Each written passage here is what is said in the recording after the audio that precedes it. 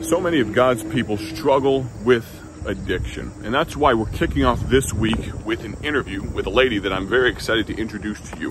Her name is Hannah Butler. We're talking about victory over addiction.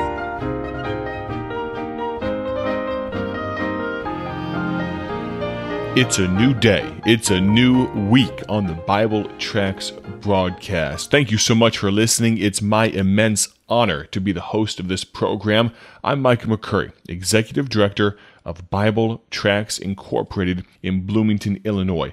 For those of you that may be unfamiliar with our ministry, or if you'd like a very short refresher about who we are, our ministry began in 1938 by evangelist Paul Levine. We have been shipping gospel tracts around the world completely free of charge. You know why? Because one of our core values is this: the gospel is free, and so are our tracts. We've been doing that for over 80 years to the tune of over 500 million, with a B, over 588 million tracts in the last 80-something years. And we can only do it because of the grace of God and the giving of God's generous people. Today, we are taking a short break from our Bible studies. We will resume those in the very near future, our discipleship studies that you can receive for free by visiting our website, BibleTractsInc.org. I'd highly recommend that you visit our website right now. You can see our selection, every single tract that we have, over 40 different options that you can get and will ship to you completely free. The printing is free, the shipping is free. You have no excuse, my friend, for why you are not using gospel tracts for the furtherance of the cause of Christ. We'll give them to you for free. The tools are available. We're going a different direction, as I mentioned on the broadcast today. I'd like to introduce you to a friend, someone that I believe could be a help to many that will listen today. I had the opportunity to interview this young lady on my podcast. I'll make mention of that more in just a moment. But this young lady that you are about to hear from, her name is Hannah Butler. She's a church planting pastor's wife in Tampa, Florida. She is a mother. She is a blogger. She is also a former addict. Dealt with some serious family struggles during her life, some substance abuse issues early on in life, and she gets into that in depth in this interview that you are about to listen to. You can listen to the full audio of this entire interview on my podcast. It's called the Mike McCurry Podcast. Search for it on Spotify, Apple Podcast, Google Play, wherever you happen to listen to podcasts, Stitcher, TuneIn, wherever you listen to them, you can find the full audio if this whets your appetite and you'd like to hear a little bit more. Now, Miss Hannah, a young lady there serving with her husband in Tampa, Florida, of course, during these difficult times of the virus and the pandemic and things of that nature, God has greatly blessed the work that they're doing. And I'm so appreciative for her spirit and her willingness to open up something that for many could be a part of their past that they would not want to display to the world. And Miss Hannah has been more than willing to, because it's a story of victory. It's a story of God's grace. I asked her to give us her testimony, and that's what you are about to hear in just a moment. You might hear me interject here and there will be one more question that we get to, talking about making the right choices, even in difficult circumstances. But right now, let me introduce you to Mrs. Hannah Butler. Listen to her testimony and share it with somebody that you think it might be a help to. Listen now. I was 16 years old. I was living on the streets due to my mother's addiction and some other family issues. And that is what really got me into my own addiction. I remember one day I just thought, I'm so tired of living this way. There has to be more to life than this. I mean, I was so used to seeing that in my family, and that's how they handled their problems. That's how they lived on my mom's side. It just was miserable. It's just a constant I guess you would call it a hustle, to get out there and try to find the funds for your addiction and things like that. And so it very quickly goes from the average teenager party to, oh no, I'm stuck. Like, I have to do this when I wake up until I go to bed.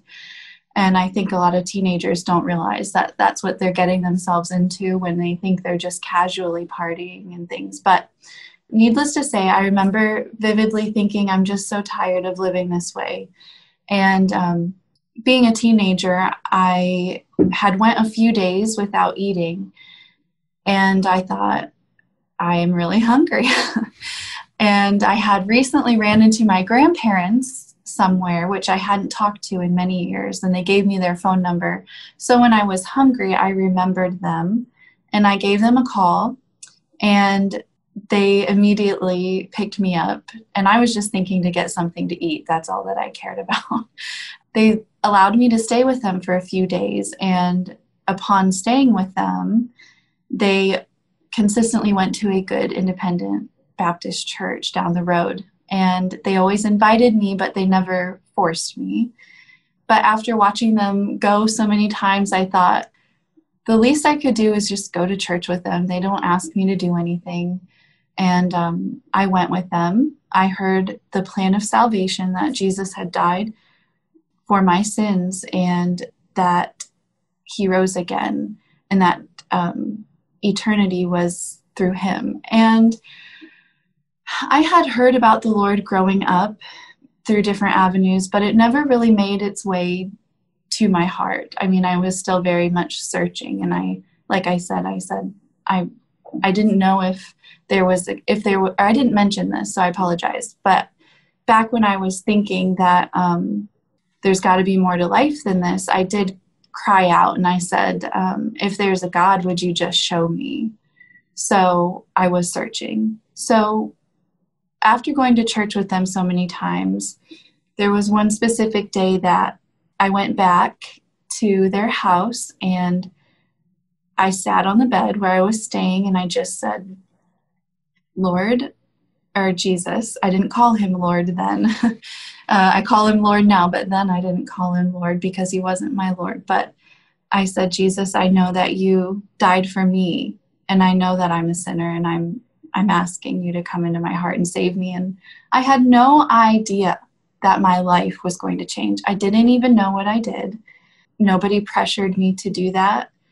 But little by little, after I prayed that, I remember looking in the mirror and being convicted by the piercings in my face. And I didn't know why, but something in my heart just said, this isn't you anymore, you know. And slowly after that, the Lord just really guided me.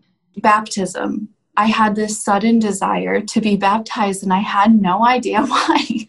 Because like I said, I didn't realize I got saved. So right. I just went to the youth pastor at that church, and I said, I'm supposed to be baptized. I don't know why. Absolutely.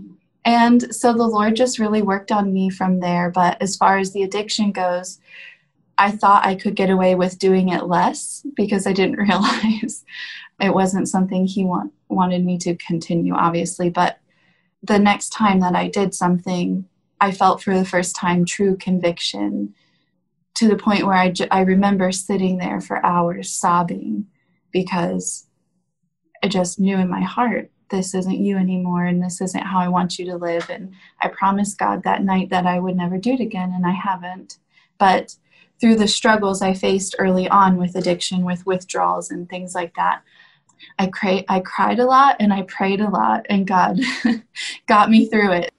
What an amazing story. Don't you agree? Now you'll hear Miss Butler's response to a question I asked her about making the right decision even in difficult circumstances. Listen for just a moment more. That's a great thing to talk about, because that is truly where my heart and burden lies, is the kids who are in those situations, how they can turn away from it and not Absolutely. become it. So I believe for me personally, I remember a lot of my thinking. I always had in the back of my mind, I justified my wrongdoing by saying, well, my mom does it, so it doesn't matter. And I justified, and I'm talking bad thing. I mean, it's all bad, but I mean, like, it's just not normal. Sure. It's not just your casual drinking that people like to call it. It all is bad, but I'm just saying, I always had that in the back of my mind. That was my biggest excuse, was they do it and they don't care about me. They don't care if I do it. So if that's how they handle their problems, then that's how I'll handle mine. And that was the biggest fault that I had, was giving myself an excuse, because yes, they were wrong. And by they, I mean my mom and my older brother, for their choices and openly using and things. But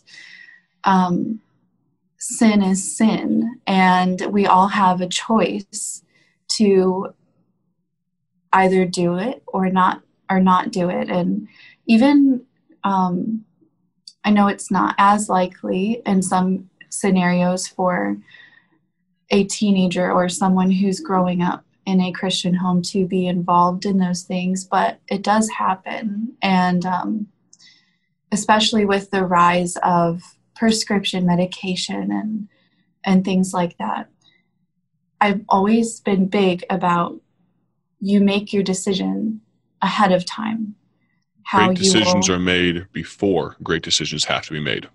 Yes, perfect. That is exactly what I believe and have always said to people, is that if you decide ahead of time, I'm never going to go to a party, then you're not going to be tempted with the things that happen at a party. Right. Or if you say, I'm never going to drink alcohol, well, then when someone offers it to you, it's much easier to say no, because you know in your heart that you made that decision. What a blessing. You'll hear a little bit more of that podcast, of this interview, tomorrow on the Bible Tracts broadcast. Don't miss that. But if you'd like to get a link to the YouTube version, the actual video version of this broadcast, you can text me right now. The phone number is 309-316-7240. 309-316-7240. Share this with somebody that it might be a help to. There's so many hurting, grieving, addicted people that need Jesus. Be a blessing to someone today. And visit our website for more information, BibleTractsInc.org. Have a great day for His honor and glory. God bless.